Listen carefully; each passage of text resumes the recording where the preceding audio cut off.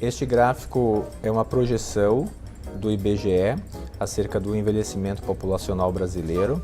Então ele demonstra que, enquanto no ano 2000 a expectativa de vida média do brasileiro era de cerca de 70 anos, em 2050 ela vai ser aproximadamente de 81 anos, então mostrando que nesse intervalo a população brasileira vai envelhecer de modo muito acelerado, tá?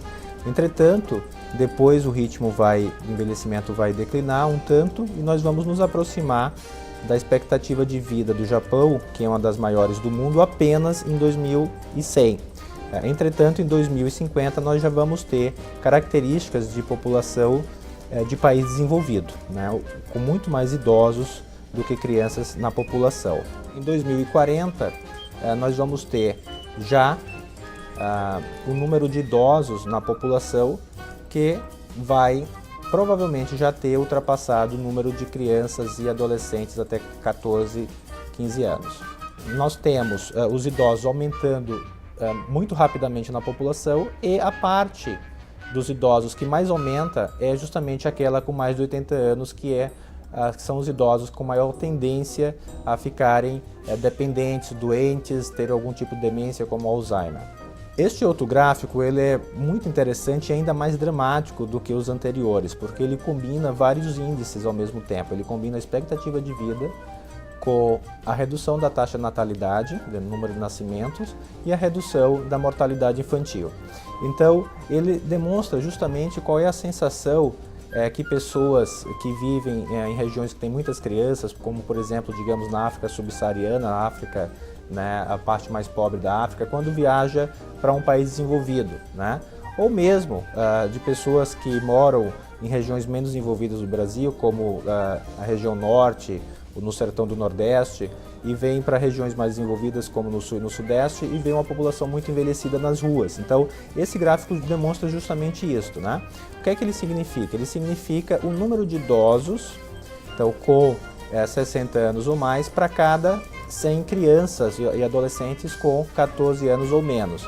Então, enquanto que em 1980 nós tínhamos apenas cerca de 10 idosos para cada 100 crianças com menos do que 15 anos, em 2050 nós vamos ter um aumento de 17 vezes no número de idosos proporcionalmente ao número de crianças. O que é que isso significa?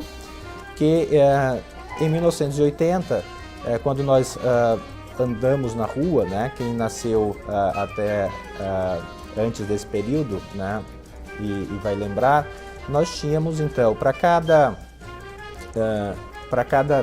10 crianças que nós íamos caminhando nas ruas, no Brasil de um modo geral, nós tínhamos apenas um idoso, né? E em 2050, para cada 10 crianças que nós vamos caminhando na rua, nós vamos ter 17 idosos. Este outro gráfico não é brasileiro, nós não temos dados confiáveis no Brasil. É um estudo conduzido na Holanda que mostra que entre as doenças associadas ao envelhecimento, né, ou seja, não existe doença normal do envelhecimento, porém algumas doenças são muito mais comuns nos idosos, ainda que isso não seja normal, né? Entre essas doenças estão as doenças neurogeriátricas. Então, as demências, né, entre as quais a doença de Alzheimer, mas outras como a demência vascular, né, etc. A doença cerebrovascular, né, o AVC, por exemplo, né, no episódio agudo, né, que é o nosso popular derrame ou isquemia cerebral, e a doença de Parkinson. Né? Então nós vemos que essas doenças elas aumentam muito rapidamente, de acordo com esse gráfico, à medida que as pessoas vão envelhecendo para além dos 70 anos. Neste outro gráfico, que é baseado em dados norte-americanos, nós vemos que nos Estados Unidos a doença de Alzheimer já é a 6ª causa de óbito na população em geral. Né? Se nós formos pegar apenas idosos, certamente vai estar ainda, né, no nível mais acima, né? Então 3ª ou 4ª causa de óbito. Porém, na população geral já é a 6ª causa de óbito. No Brasil nós não temos nem dados confiáveis, né? Nós ainda temos, por exemplo, muita causa de óbito como senilidade, quando na verdade ninguém morre de velho, né? As pessoas morrem de doenças, muitas vezes associadas à idade, mas não da idade em si, né? Então, nós não temos dados confiáveis no Brasil. Por exemplo, às vezes a pessoa morre de uma pneumonia, quando na verdade a doença de base era uma doença de Alzheimer, uma demência vascular, etc. Então, nos Estados Unidos já é a sexta causa de óbito e continua aumentando rapidamente. Este outro gráfico demonstra, né, baseado em dados também norte-americanos, o rápido aumento da incidência da doença de Alzheimer entre homens e mulheres, com mulheres sempre tendo uma chance um tanto maior de desenvolver Alzheimer, mesmo para cada faixa etária, quando comparado aos homens. Nós não sabemos exatamente por que isso acontece, tá? Isso não tem nada a ver com a questão da menopausa, isso nós já sabemos bem, não tem nada a ver com o decréscimo de estrógenos. Os estrógenos não melhoram e não fazem o risco se aproximar dos homens. Provavelmente tem a ver com o fato de as mulheres no passado terem estudado menos do que os homens e terem exercido menos capacidades intelectuais. Qual a melhor forma de se prevenir tanto o AVC quanto algumas demências como a demência vascular?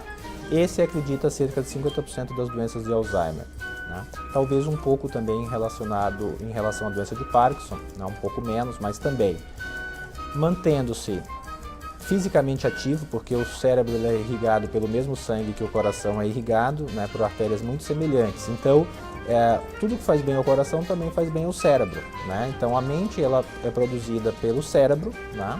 E se as artérias do cérebro estão doentes, assim como as do coração, o cérebro também vai sofrer, né? Então, mantendo um estilo de vida saudável, com prática de exercício físico, não aumentar muito de peso na meia-idade, né? Se alimentar de forma muito saudável, né? Então, de novo, o que faz bem ao coração em termos de alimentos também vai fazer bem ao cérebro. E se manter intelectualmente ativo, né? Ao máximo possível. Então, evitar aquela aposentadoria precoce, não utilizar o cérebro, né? Mesmo que a pessoa se aposente, que ela continue lendo, se não trabalhando necessariamente, que ela continue lendo, intelectualmente ativa, fisicamente ativa, se alimentando de uma forma saudável e, claro, evitando o estresse excessivo, né? Esse eu considero o triângulo da saúde do cérebro.